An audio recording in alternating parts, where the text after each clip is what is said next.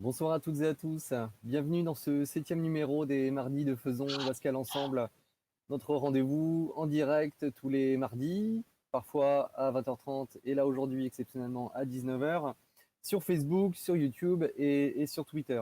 N'hésitez pas à déposer vos questions, vos commentaires, on les voit, on y répondra au cours de la soirée. On n'oublie pas les petits pouces bleus évidemment, les partages.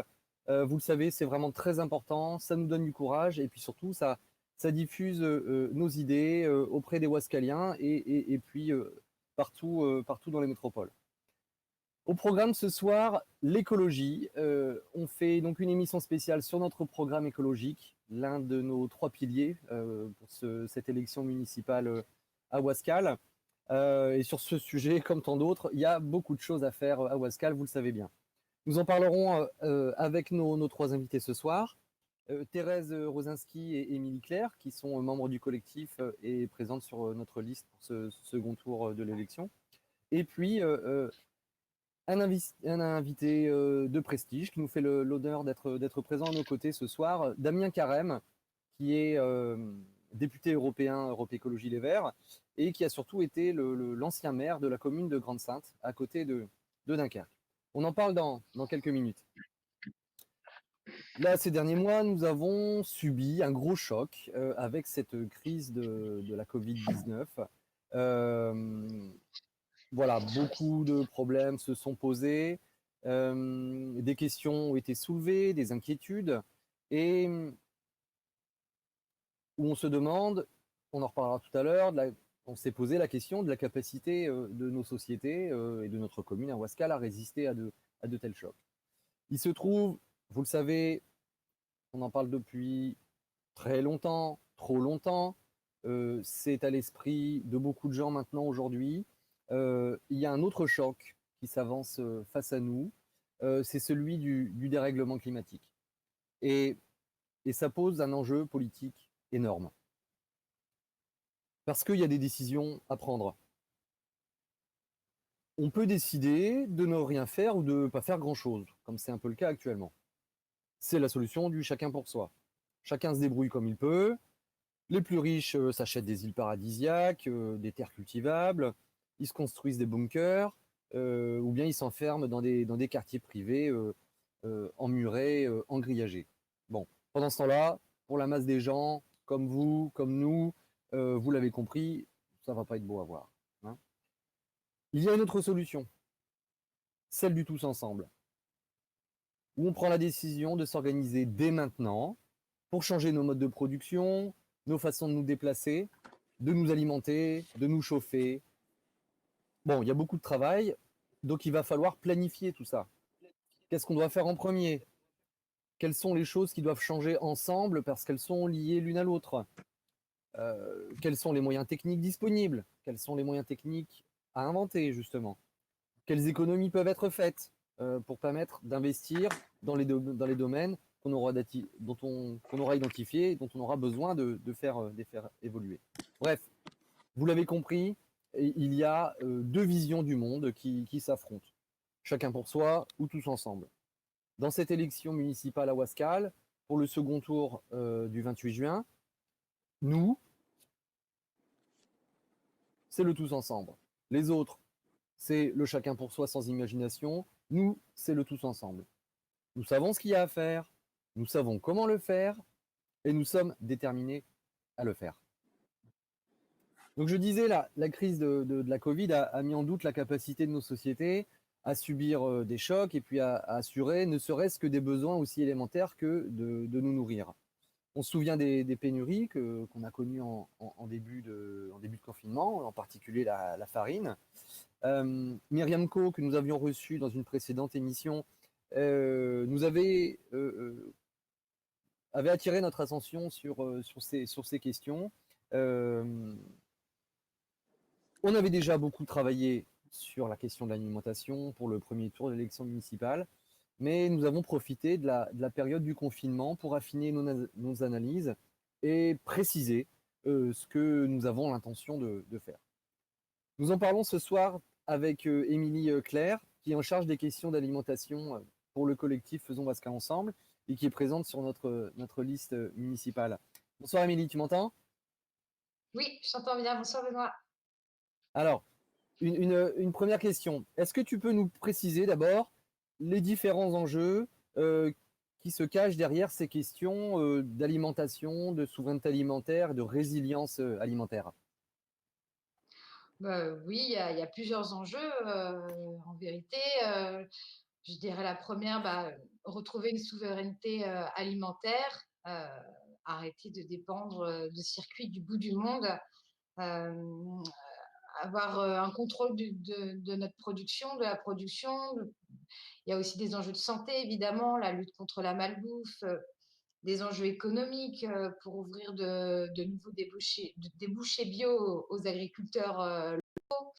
Voilà, il y a tout un tas d'enjeux et il faut qu'on s'en empare maintenant. On est bien d'accord là-dessus. Et donc c'est bien parce qu'on a l'intention de s'emparer de tous ces différents enjeux que on a une proposition, une de nos propositions majeures qu'on avait déjà bien expliquée lors du premier tour.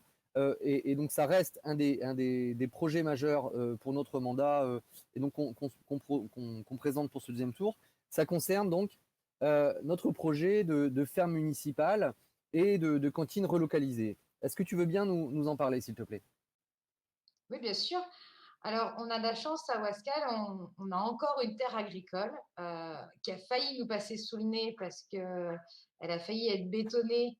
Mais heureusement, les habitants du Sentier du Laurier, puisque c'est comme ça que s'appelle cette terre, et puis une association aussi, Wascal en transition, se sont battus pour effectivement éviter ce bétonnage.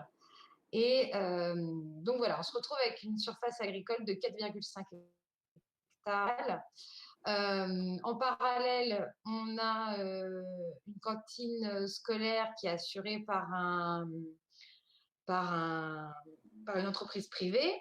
Euh, Moi, je suis parfaitement au courant parce que j'ai deux enfants qui vont à l'école et souvent elles se plaignent. Donc, voilà, en tant que parent d'élève, j'ai mis un peu mon nez dedans aussi. Et effectivement, c'est pas terrible, quoi. Donc, on a une terre agricole d'un côté. Voilà, on a un marché qui en plus est en train de se renouveler actuellement. Il y a des choses à faire et notamment donc l'idée de cette ferme maraîchère municipale qui pourrait assurer une partie euh, des, euh, des menus proposés par la mairie. Voilà. Donc, effectivement, l'idée, ce serait de confier donc à la municipalité, avoir une équipe municipale voilà, qui gère cette ferme et qui pourrait, voilà, on gagnerait évidemment des économies, voilà, moins d'intermédiaires, moins de transport, on gagnerait effectivement en qualité de ce que mangent les enfants. Voilà. Et tout ça, en plus, est couplé avec la cantine qu'on souhaiterait donc remunicipaliser. Euh, voilà, pour proposer des produits frais de saison, bio voilà, si possible, en tous les cas locaux, à nos enfants. Pour des tarifs équivalents, voire plus bas, puisqu'il y a aussi toute une logique de tarifs, comment dire, de segments plus importants des tarifs de cantine qui est proposé dans le programme. Et puis, moins d'intermédiaires. Moins d'intermédiaires. Oui, on est bien d'accord, hein.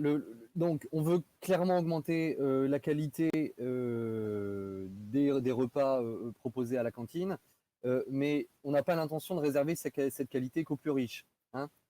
C'est ça qui nous explique avec effectivement une refonte des tarifs, beaucoup plus de tranches qui permettront de lisser les tarifs en fonction des capacités financières des parents, avec bon, vous connaissez les quotients familiaux, etc. Euh, voilà, donc oui, une ferme municipale, une cantine relocalisée.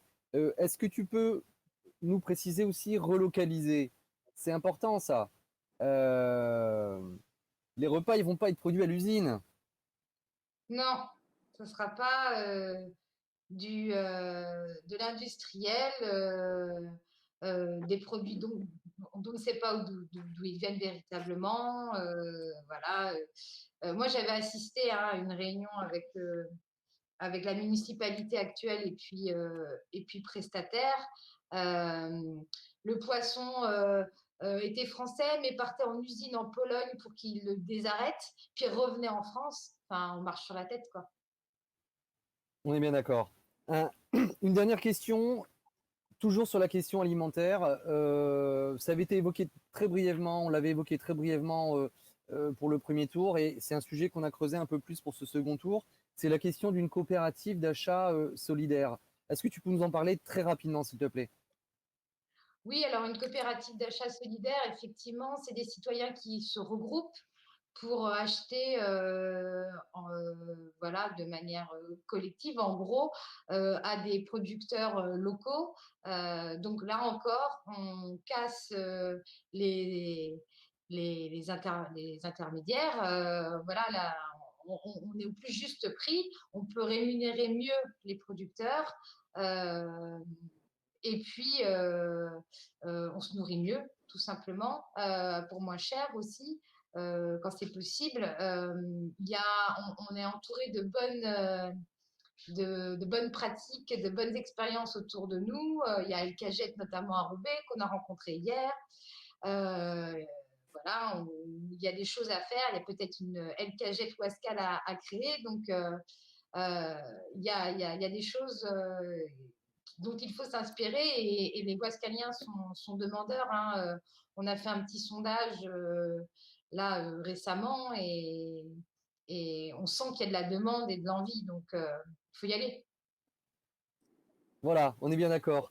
C'est les projets qu'on va soutenir. Merci, merci Émilie. Merci Merci de ton à toi, intervention. Benoît. Donc oui, des projets qu'on va soutenir, qu'on va organiser, qu'on va mener pour permettre aux habitants et ben, à la fois de mieux se nourrir, d'accéder à des produits de qualité avec des circuits de production vertueux. C'est vraiment ça notre objectif. Euh, la crise de la Covid a permis aussi d'attirer notre attention et l'attention de beaucoup de nos concitoyens sur la question des transports. En effet, souvenez-vous, pendant le confinement, il y avait beaucoup moins de déplacements, évidemment. C'était un peu ça le problème. Bon, mais il y avait aussi beaucoup moins de bruit dans la rue. Et ça, il faut l'avouer, c'était quand même bien agréable. Puis, il y a eu le déconfinement, beaucoup de monde a repris sa voiture, mais pas tout le monde. Non, non, pas tout le monde. Il y a aussi beaucoup de monde qui se déplace sans voiture, soit parce qu'ils l'ont choisi, ils en ont la possibilité, soit au contraire parce qu'ils n'ont pas le choix, souvent tout simplement pour des questions de moyens. Et donc ces gens-là qui n'utilisent pas leur voiture, il ne faut pas les oublier. Beaucoup de Ouaskaliennes ont recours au transport en commun, au bus, au métro, au tram. Mais avec ce déconfinement, on voit que ça devient compliqué à prendre ces transports avec le respect des gestes barrières, les craintes des uns et des autres. Mais il existe souvent des solutions. Et ces solutions, c'est ce qu'on appelle les déplacements doux, le vélo et puis la marche à pied. Nous recevons donc Thérèse Rosinski, qui est membre du collectif, qui est présente sur notre liste pour en parler avec nous. Bonsoir Thérèse, tu m'entends? Oui, bonsoir Benoît, je t'entends bien. Alors, bon, donc on n'a pas attendu hein, la crise de la Covid pour nous occuper, pour nous préoccuper de la question des déplacements doux dans la ville. On avait déjà parlé au premier tour. Euh, est-ce que tu peux nous rappeler rapidement l'importance de ces enjeux? Oui, je dois insister sur l'urgence d'activer le levier des mobilités douces. Pourquoi? Parce que déjà, il faut savoir que la pollution de l'air est la cause de, je le répète souvent, mais 800 000 morts prématurées en Europe, 68 000 en France et 1800 dans le Nord chaque année. Ça, c'est quand même des chiffres qui sont costauds et qui doivent nous inciter à agir rapidement pour réduire les émissions de gaz à effet de serre, pour se déplacer mieux, dépenser moins, retrouver la nature en ville, s'alimenter, donc on l'a vu avec Émilie, en produits bio et puis de proximité, et réduire les émissions de carbone et par la rénovation thermique des logements. Voilà, alors mieux se déplacer à Ouascal, c'est faire en sorte que les déplacements engendrent moins de pollution. Ça suppose de moins dépendre de la voiture individuelle, à la fois par une offre alternative, marche, vélo, transport en commun, et par un urbanisme qui facilite les déplacements doux. Mais alors, il faut rappeler que 60% des déplacements font moins de 5 km. La marche, ce n'est pas que durant les loisirs, hein. Il faut pouvoir marcher dans la vie de tous les jours pour se rendre au travail ou au marché, disposer de trottoirs suffisamment grands pour qu'on s'y sente en sécurité. Et Ouascal a besoin qu'on élargisse des trottoirs ou qu'on en crée des nouveaux, dans la rue Jouot par exemple, hein. Quant à l'essor de la petite reine, il ne repose pas uniquement sur la bonne volonté des citoyens, mais aussi il nécessite des décisions politiques fortes de la part des élus locaux, nationaux, pour encourager cette pratique. Alors, que fera Ouascal ensemble?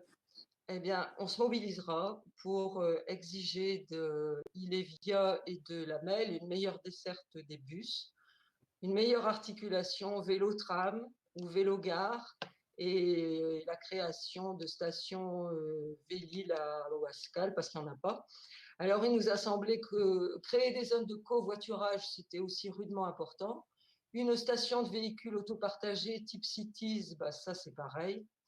Pour aller plus loin que les aménagements promis, il faut mettre en place un plan vélo et marche communal cohérent. Alors en lien avec la MEL et puis la DAV, parce que la DAV, c'est quand même une association qui est reconnue au vu de son expérience de l'aménagement des pistes cyclables. Donc c'est vrai qu'à Ouascal, il y a des petits bouts de bandes cyclables comme ça qui devraient devenir des vraies pistes cyclables. On peut déjà préconiser certaines mesures, et puis on a donc vadrouillé avec les copains de la DAV pour repérer les rues qui pourraient être améliorées. Alors notamment le passage de la ville en zone 30, ça nous est apparu vraiment important, parce qu'il faut ralentir. Une zone de rencontre aussi, hein, en centre-ville, c'est pas très onéreux à mettre en place, hein. La priorité serait d'abord aux piétons et les vélos, et puis les voitures rouleraient à 20 km/h. Alors, améliorer les pistes cyclables existantes, avenue des Flandres, de la Marne, oui. Prévoir un sens unique dans la rue Émile Delette, parce que c'est une rue qui est hyper encombrée aux horaires d'école. Et puis, bon, passer la rue Léon Jouot à 30 à l'heure et prévoir un trottoir, parce que là, il n'y en a pas, mais on l'a déjà dit plus haut. Alors, il faut aussi relancer les pédibus, les vélobus, mettre dans le coup les parents.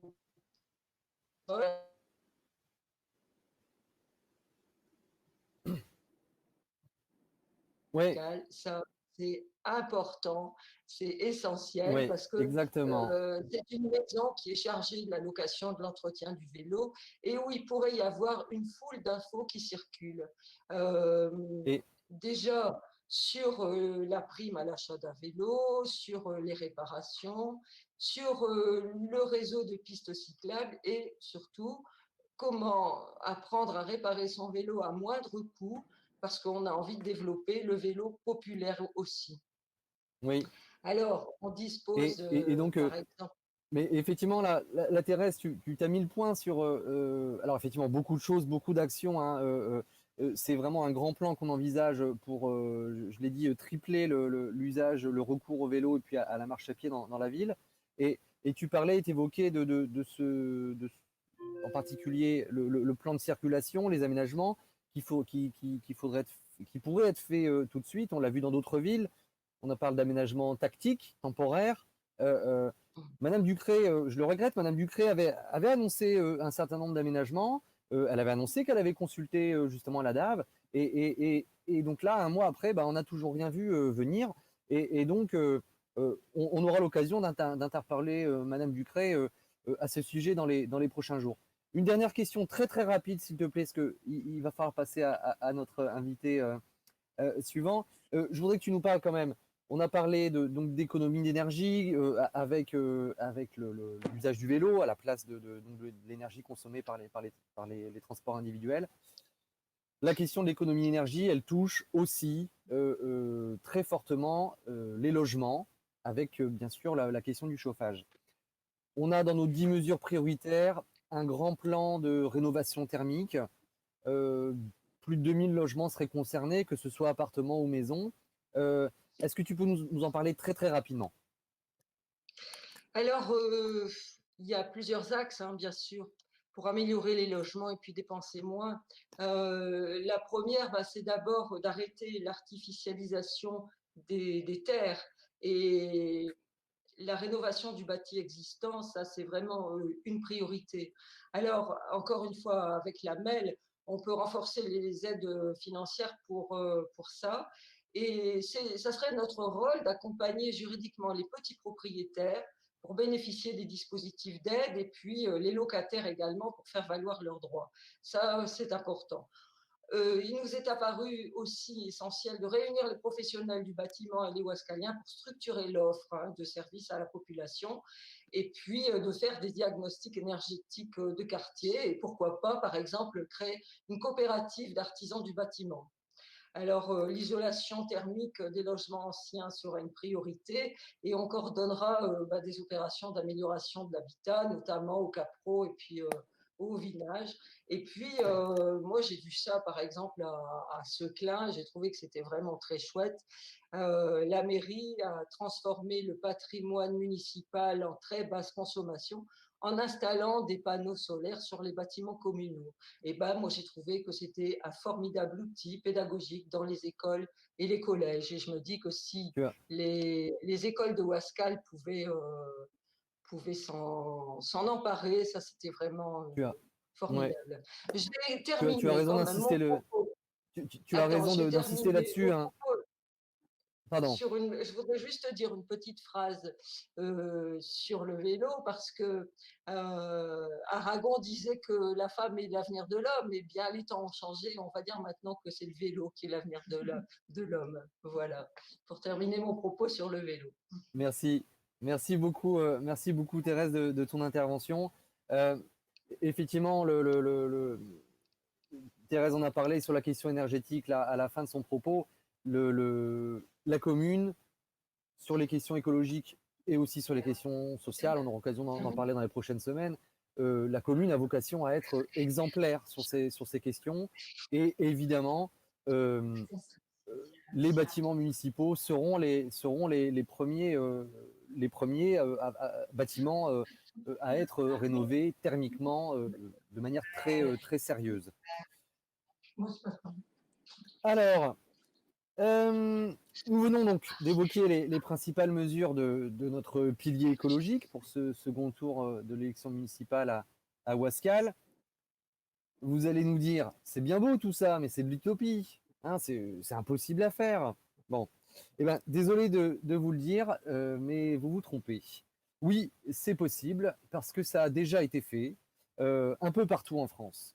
Et pour nous en parler, nous avons l'honneur de recevoir ce soir, donc je l'ai annoncé tout à l'heure, Monsieur Damien Carême, député européen, pardon, Europe Écologie Les Verts, et ancien maire de la commune de Grande-Synthe, une ville de 20 000 habitants, pardon, comme Ouascal, dans le nord, à côté de Dunkerque. Bonsoir Damien, vous m'entendez? Bonsoir, je vous entends très bien, merci. Un grand merci pour votre présence ce soir. Alors, vous devez savoir que je connais plutôt bien la ville de Grande-Synthe, car c'est là que j'y ai grandi, et puis mes parents y habitent encore. Et donc, ces 15 dernières années, pardon, j'ai pu voir cette ville vraiment changer, et ce qui ne gâche rien, s'embellir et revivre. Euh, Lors de votre premier mandat en 2001, vous aviez mené un chantier de renouvellement urbain. Et puis, à l'occasion de votre deuxième mandat, à partir de 2008, vous avez organisé une sorte d'accélération écologique de la ville.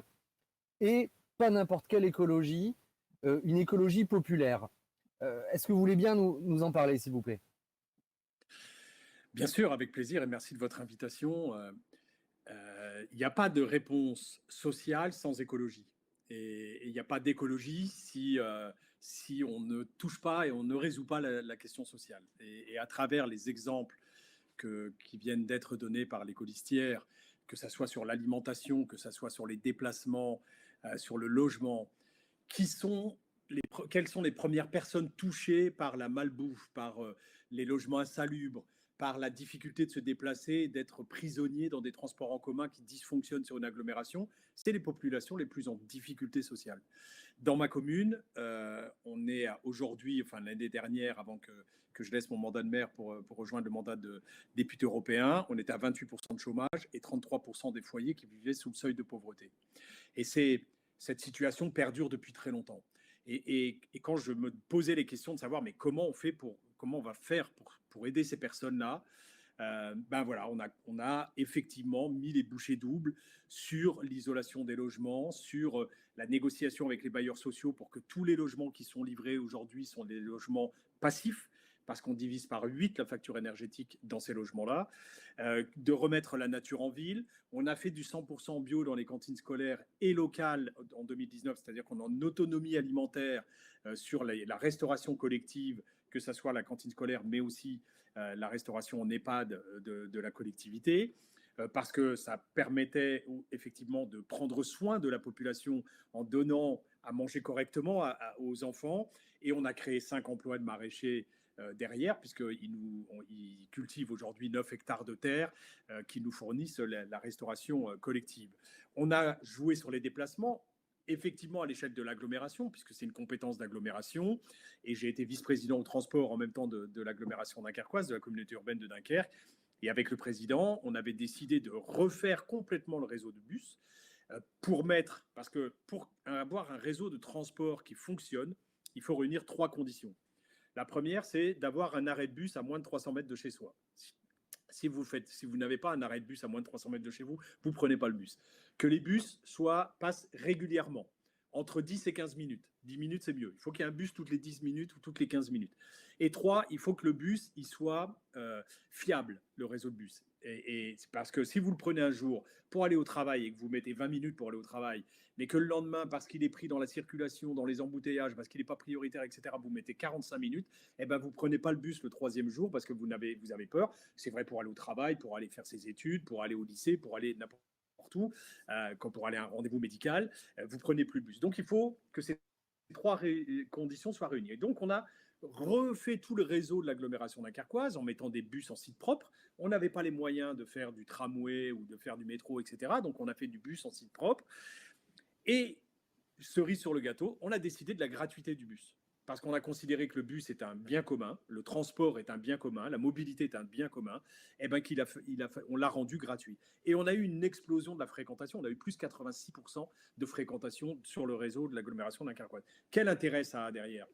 Ça a un intérêt bien évidemment social, puisque moi, les jeunes qui m'en parlaient me disaient « Ouais, maintenant, on ne doit plus taxer 1,40 € à mes parents pour aller voir mes copains qui habitent Dunkerque. » Ça met les gens en relation, les familles qui ont la difficulté de prendre le bus pour aller voir de la famille, et notamment à l'hôpital de Dunkerque, qui est à 14 km de là.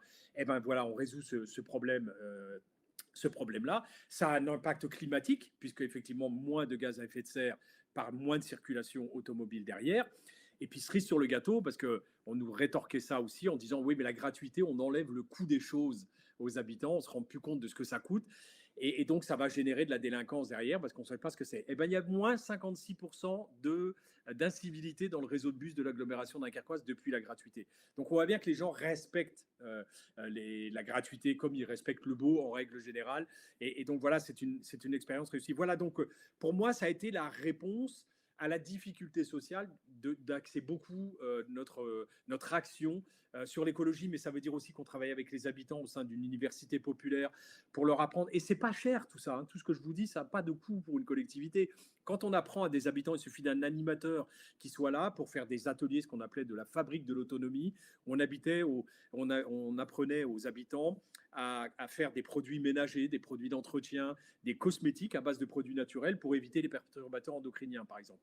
Et donc voilà, c'est aussi une limite une action sur la santé des habitants, mais aussi sur les rejets dans les canalisations, dans le traitement de l'eau derrière, etc., puisqu'on n'utilise que des produits naturels.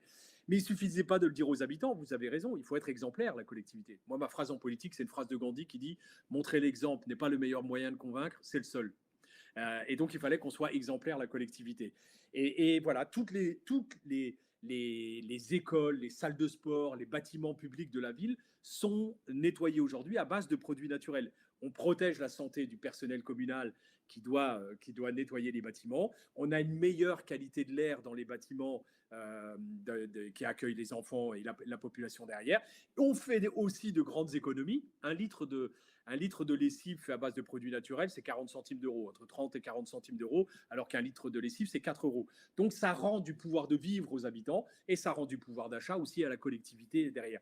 Donc voilà pourquoi on a mis un coup d'accélérateur de 2008 à 2020 sur ces questions d'écologie, parce que pour nous, c'était le moyen de répondre, à la crise à la fin du monde, en fait, au problème de la fin du monde avec cette crise climatique, mais aussi au problème des fins de mois difficiles que rencontrent les habitants en réglant leurs factures et en vivant au quotidien. Ouais, bon, déjà beaucoup de choses qui ont été dites. J'avais prévu des questions sur ces différents sujets.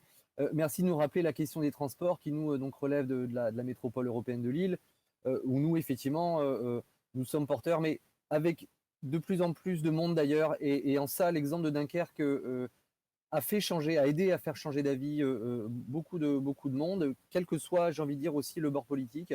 Et donc une exigence. Alors bien sûr, bon, la question de la gratuité, mais vous l'avez dit, et ça je l'ai vu, je l'ai pratiqué, je l'ai constaté,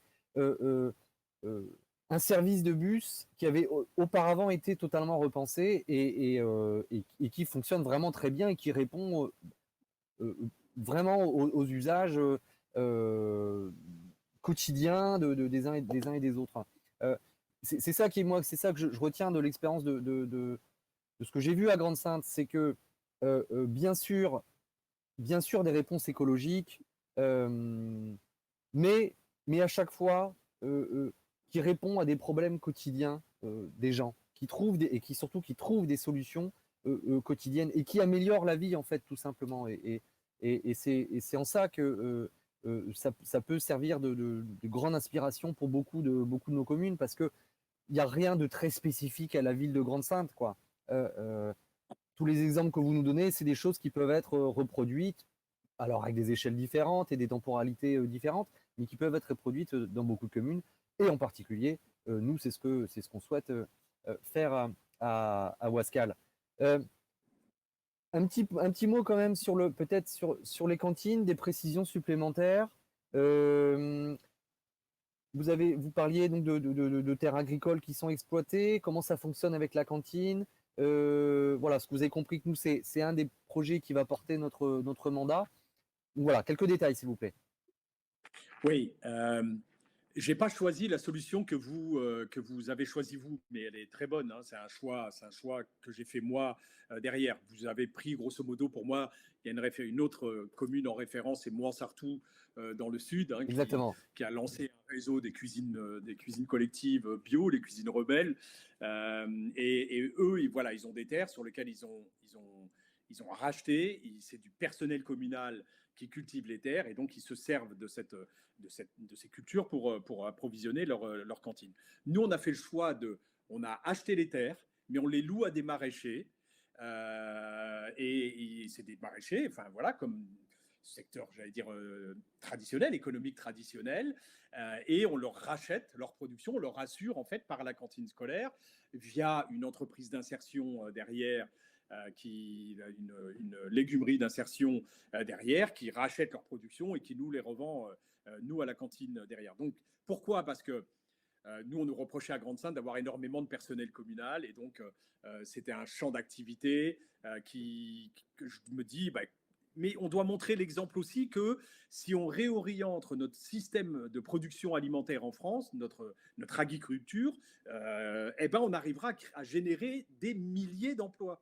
Et on a bien vu là qu'avec la crise qu'on vient de sanitaire, qu'on vit aujourd'hui. On a eu beaucoup d'inquiétudes au départ parce qu'on n'avait pas ces salariés qui arrivaient pour faire les cultures et on ne savait pas si on allait pouvoir continuer à approvisionner le reste de la France. Donc, il faut qu'on remette beaucoup de main-d'œuvre dans l'agriculture en France. Ça a des coûts supérieurs, c'est vrai, mais c'est aussi, enfin, ça a des coûts. À l'instant T, ça a des coûts. Je vais reprendre un exemple, c'est une étude qui est sortie il n'y a pas très longtemps dessus, où en fait, à cause de l'agriculture telle qu'elle est aujourd'hui, on doit dépolluer notre eau, on doit dépolluer notre air. Et ben, l'étude conduit à dire que produire propre, donc en installant des producteurs bio sur les terres agricoles, l'eau, enfin, ça coûte 27 fois moins cher que de dépolluer derrière. Ça génère de l'emploi et ça coûte moins cher à la société. Mais quand vous prenez toutes les études, ce qu'on appelle sur les externalités négatives, parce que c'est comme ça qu'il faut réagir maintenant, et cette crise l'a bien mis en avant, comptons systématiquement dans toutes les actions le coût de ce qu'on ne fait pas. Et je vais être terrible dans l'exemple que je prends. Parce que tout à l'heure, Thérèse parlait des 68 000 morts en France de la pollution liée à la circulation automobile. Il y a France Stratégie, organisme d'État, qui il y a 3 ans a sorti une étude sur le coût d'un mort pour la société. Excusez-moi, c'est des économies d'énergie au Parlement et ça s'éteint tout seul. Il faut que je bouge pour aller. Donc, France Stratégie a fait une étude sur le coût d'un mort. Qu'est-ce que ça coûte un mort en France à l'économie française? Eh bien, il a été estimé à 3 millions d'euros. Parce que c'est des pertes de cotisation, parce que c'est des pertes de labeur, etc. Et le coût global est estimé à ça. 68 000 morts par an en France. À 3 millions d'euros, ça fait 210 milliards. 210 milliards en France, que ces coûts sont collectivisés. On les paye tous dans nos cotisations, dans les dépollutions de l'air, de l'eau, d'un certain nombre de choses, dans la perte de biodiversité. Donc ce coût, il est collectivisé, donc il est indolore. Mais quand on le rassemble, 210 milliards d'euros, c'est énorme. Qu'est-ce qu'on peut faire si donc on réduit la circulation automobile et imaginons que ces 210 milliards, on les donne aux collectivités pour faire du transport gratuit sur l'ensemble du territoire français derrière. Eh bien, ça change la donne. Ça change la donne, ça nous permet de mieux vivre dans nos villes aussi, ça nous permet de mieux vivre au quotidien et ça rend du pouvoir de vivre aux habitants parce que là où ils ont 2 voitures, eh ben, ils pourront peut-être en revendre une et le coût de possession d'une voiture, c'est estimé à 4 500 € par an. C'est pas négligeable aujourd'hui pour des gens qui vont pas bien et la crise des gilets jaunes nous a mis ça en avant derrière. Donc systématiquement, moi c'est comme ça qu'on va arriver à convaincre les gens et les décideurs politiques, c'est de prendre le coût de l'inaction et le coût de l'inaction, ils sont extraordinaires. C'est pareil, je vous entendais parler des pistes cyclables tout à l'heure. Une autre étude qui est sortie au mois d'avril de l'État français avec l'ADEME et la Fédération française de cyclisme. L'économie du vélo. Alors on nous dit toujours, ouais, faire des pistes cyclables, ça coûte cher. Mais ça a un coût. Mais derrière, quand on prend le coût de ces pistes cyclables, mais aussi des économies que ça va entraîner derrière, sur la santé, par exemple, sur un certain nombre de facteurs, ça génère 29 milliards d'économies à la société française. Donc, et ça crée des emplois. 1 million de production dans le vélo, c'est 10 emplois directs et 10 emplois indirects derrière. Donc ça génère de l'emploi local, non délocalisable. Ça fait vivre nos PME en réalisant les pistes cyclables derrière. Ça met une meilleure santé dans la population. Ça met moins de pollution derrière. Ça nous permet d'espérer vivre plus longtemps sur cette belle planète derrière parce qu'on a moins de nuisances climatiques par moins de rejet de CO2. Voilà, c'est comme ça qu'il faut envisager l'avenir et c'est comme ça qu'il faut dire non, c'est pas cher. Ça coûte beaucoup moins cher que de continuer avec le système tel qu'il était jusqu'à maintenant. Donc ça veut dire que les élus, aujourd'hui, ceux qui sont élus, doivent faire preuve d'audace, doivent faire preuve de courage politique pour vraiment aller dans cette direction-là, parce que c'est la seule qui va nous garantir un avenir commun à tous, mais c'est la seule aussi qui va maintenir notre population en bonne santé, qui va nous permettre de mieux manger, de mieux vivre, de mieux respirer, de boire une eau de meilleure qualité, parce que c'est quand même la situation où on est aujourd'hui. On a peur de ce qu'on respire, on a peur de ce qu'on boit, on a peur de ce qu'on mange, et les jeunes qui sont en âge de faire des enfants aujourd'hui ont peur d'avoir des enfants parce qu'ils ne savent pas la société dans laquelle ils vont vivre. C'est horrible la situation dans laquelle on est. Et en plus, on a tous des masques en ce moment sur la tête. Et quand je croise des gens dans la rue avec des masques, il me manque leur regard. Il me manque ce qui fait quand même la relation humaine, c'est de regarder les gens dans les yeux, de voir des expressions sur les visages. Les expressions aujourd'hui ont complètement disparu. Et quand même, ça me révolte et je me dis, il est temps d'y aller, quoi. On est bien d'accord. Et effectivement, on partage votre enthousiasme sur ces questions, parce qu'on voit que les solutions sont disponibles. Et effectivement, il manque à certaines personnes, pas à nous, il manque la détermination, le courage, de l'audace et puis un petit peu d'imagination, quoi. Et ça, j'ai l'impression qu'on le partage. Voilà, en tout cas, je vous remercie beaucoup pour votre intervention, Damien Carême. Voilà, on continuera à se renseigner sur la ville de Grande-Synthe. Merci bon, parce qu'il y a plein de sujets dont on n'a pas évoqué, notamment votre combat, votre combat pour les réfugiés, qui avait fait beaucoup d'actualité et qui avait en quelque sorte tout est été. lié. Mais oui, bien sûr, bien sûr. Et voilà, qui avait fait l'honneur de beaucoup de monde, et j'ai même envie de dire l'honneur de la France. Mais voilà, j'espère qu'on aura l'occasion d'en parler une prochaine fois. Je vous souhaite une bonne continuation. Enfin, je reviens, je me demande, vous dites que tout est lié par rapport à la question des réfugiés. Je ne veux pas vous retenir, hein, mais si vous pouviez encore nous accorder quelques minutes, pourquoi vous nous dites que c'est lié en fait? En quoi c'est lié? Parce que quand vous interrogez ces réfugiés, d'où ils viennent en grande partie? Ils viennent de pays, notamment ceux qui sont passés à Grande-Synthe, syriens, irakiens, iraniens, de pays en fait qui ont été déstabilisés par des puissances, les nôtres, où on est allé jouer avec un certain nombre de dictatures dans ces pays pour subvenir à nos besoins en pétrole.